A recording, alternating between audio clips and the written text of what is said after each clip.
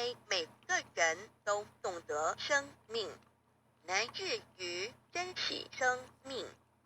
不了解生命的人，生命对他来说是一种惩罚。不典情执是苦恼的原因，放下情执，你才能得到自在。不要太肯定自己的看法，这样子比较少后悔。当你对自己诚实的时候，世界上没有人能够欺骗得了你。用伤害别人的手段来掩饰自己缺点的人是可耻的。默默的关怀与祝福别人，那是一种无形的布施。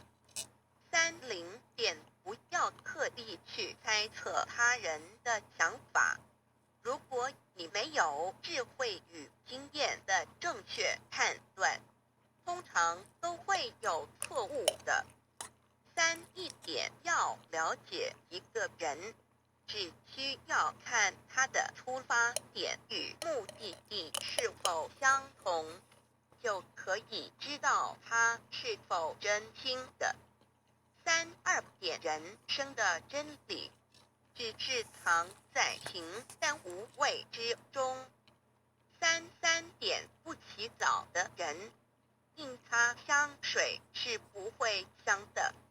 名声与尊贵是来自于真才实学的，有德自然香。时间总会过去的，让时间流走你的烦恼吧。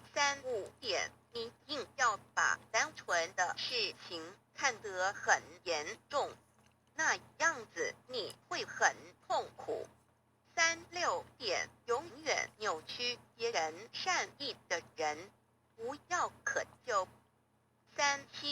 说一句谎话，要编造10句谎话来弥补，何苦呢？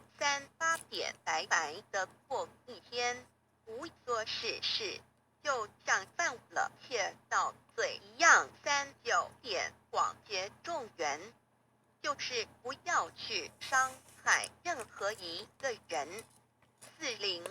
沉默是放最好的答复。对人恭敬，就是在庄严你自己。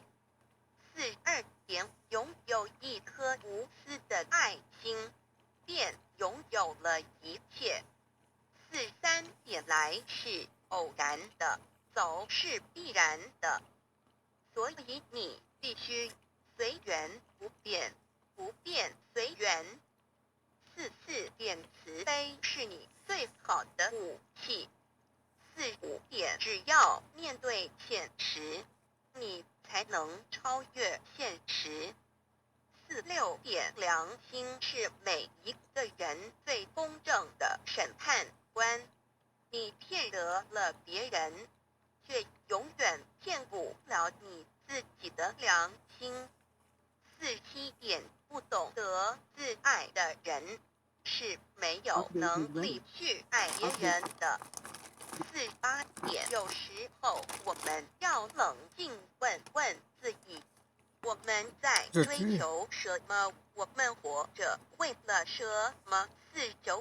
不要因为小小的争执远离了你至亲的好友，也不要因为小小的怨恨忘记了别人的大恩。